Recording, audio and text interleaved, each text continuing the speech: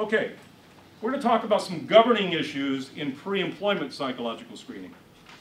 And the first thing that you need to be mindful of when conducting pre-employment psychological screening is what the statutory and regulatory requirements are with respect to that evaluation. That is, what does the law tell you you need to be doing? You should always begin with that.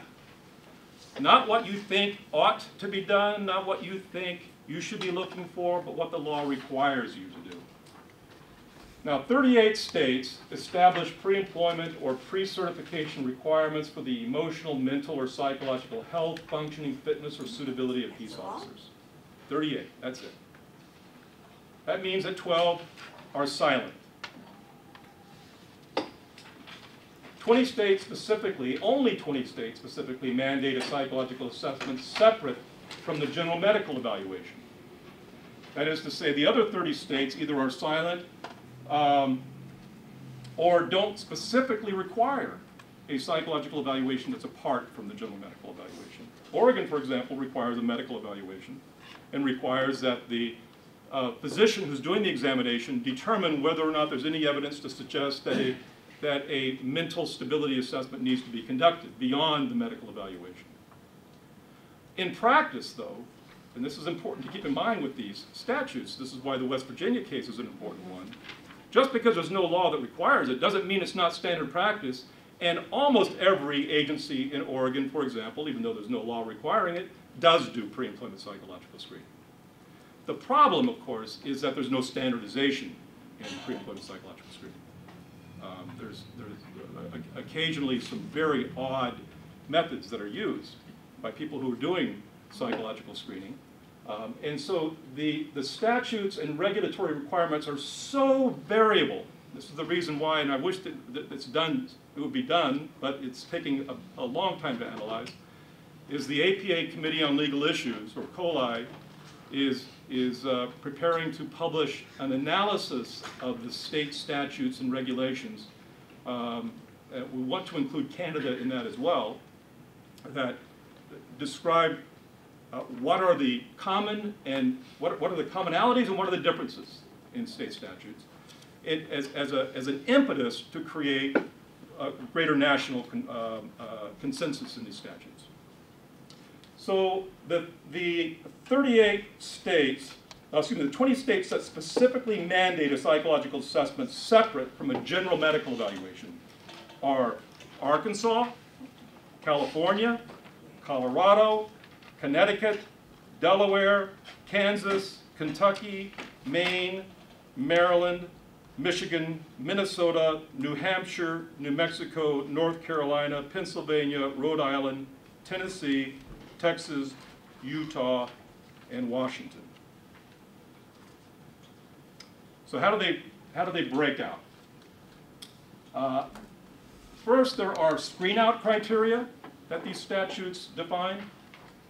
17 states list what those criteria are that would disqualify a candidate. Now, there's a couple of odd ones. Hawaii is one of them I'll talk about in a moment. But these are the states that specifically list screen-out criteria. Hawaii's statute is rather broad in its exclusionary scope because it doesn't pertain to peace officers specifically, but rather to any person who seeks to, quote, own, possess, or control any firearm or ammunition therefore. And Hawaii excludes, quote, anyone who is or has been under treatment or counseling for addiction, abuse, dependence, mental illness, disorder, or defect, unless the person has been medically documented to be no longer adversely affected by the condition.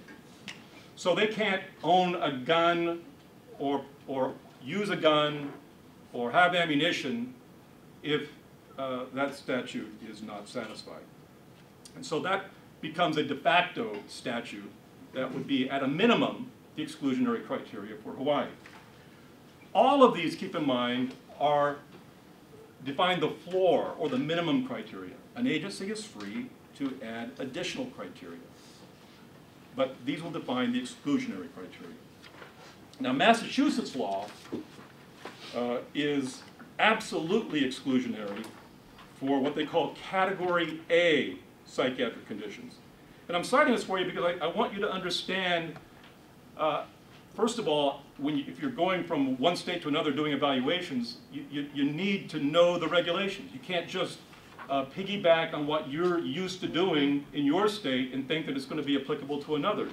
I think it's also important in terms of when we get together professionally, we start evaluating or sometimes passing judgment on the practices of others from other states.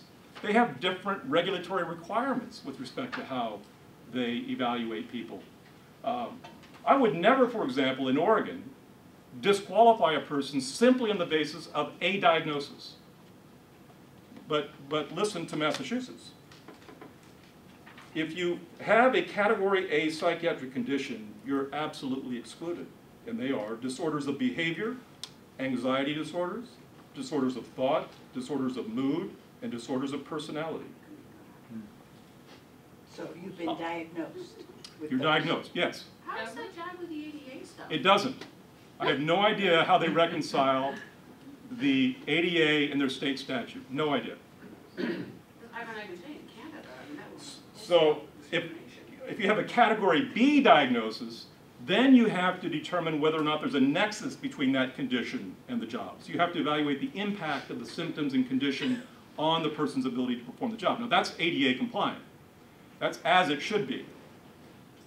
In my view, category A ought to be the same thing in order to comply with ADA and in order to comply really with an ethical responsibility. But here's what the category B conditions are.